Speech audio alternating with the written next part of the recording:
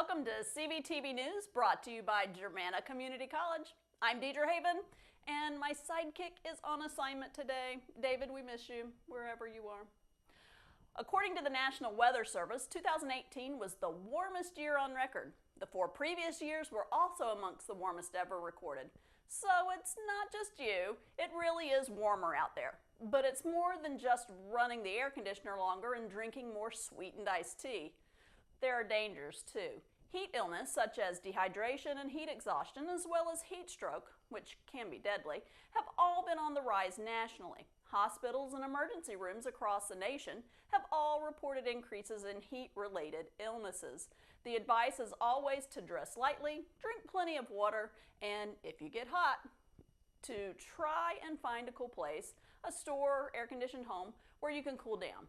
And if you can, try and avoid working outside during the hottest part of the day. Morning and late evening are still the best bets. However, it's not just the general public that's been affected. According to the Stars and Stripes, the number of reported heat-related illnesses for U.S. military personnel worldwide has nearly doubled since 2014.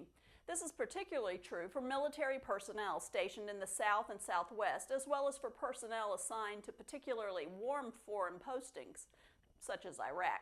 The military has long been aware of the challenge of working and training in the heat. U.S. military personnel cut back on training when the temperature and humidity reach certain high levels. These are called Black Flag Days and are always strongly encouraged to stay hydrated. However, while many of us can dress down in the heat, military personnel serving in danger zones or participating in training activities face the added challenge of having to wear clothing and equipment that makes it difficult for their bodies to cool down. The result, even in spite of the most mindful of precautions, can be heat-related illness.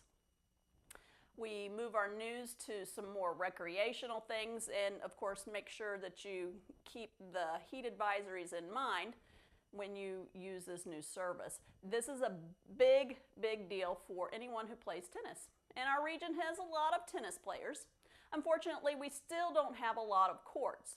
However, that situation got a lot better last week when the YMCA officially opened the new John Fried Outdoor Tennis Center at the Masad Family YMCA in Stafford County. The project, which cost $450,000, includes 5 outdoor regulation tennis courts and 2 pickleball courts. But most notably, these facilities will be open to the general public, and the courts are designed to provide access to people with disabilities. Giving people with disabilities access to the courts is an important part of the facility's mission.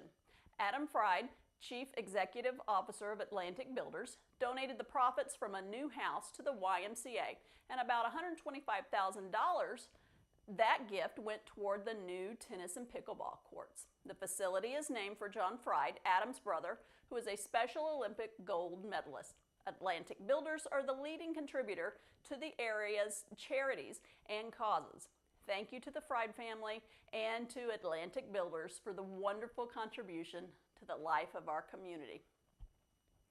And other news from our police blotter, a sheriff's deputy on patrol early last Saturday morning was almost hit by a drunk driver, but thanks to some skillful driving, he was able to avoid a collision.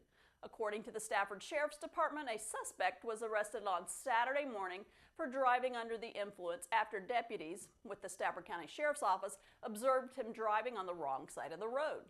The sheriff's deputy initially observed a vehicle traveling south at a high rate of speed in the northbound lanes of Warrenton Road in the area of McLean Drive. The deputy had to maneuver his vehicle out of the path of the suspect vehicle to avoid the crash. 2 other vehicles also narrowly avoided being struck by the suspect's vehicle. The car was finally stopped by deputies, and the driver was identified as Eric Ward, age 38, of Fredericksburg. Ward admitted to drinking prior to driving. He told the deputy he was driving on the wrong side of the road because he was distracted. The suspect was taken into custody for driving under the influence and incarcerated at the Rappahannock Regional Jail. If you have to go to hospital, then Virginia's probably the best place you can be. According to Leapfrog Group, an independent healthcare evaluator, in weighted assessment of the quality of care, over half of Virginia's hospitals received a grade of A. No other state, save for Oregon, did as well. Leapfrog assigns A, B, C, D, and F letter grades to general acute care hospitals in the United States. Each safety grade includes 28 measures that are taken together to produce a single letter grade representing a hospital's overall performance in keeping patients safe from preventable harm and medical errors. The group uses performance measures from a variety of sources, including the Centers for Medicare and Medicaid Services, the Leapfrog Hospital Survey, and the Centers for Disease Control and Prevention. In our region, Stafford Hospital received an A grade, and Mary Washington a B. Inova Fairfax and Inova Alexandria received A grades, as did the University of Virginia Medical Center in Charlottesville. We'll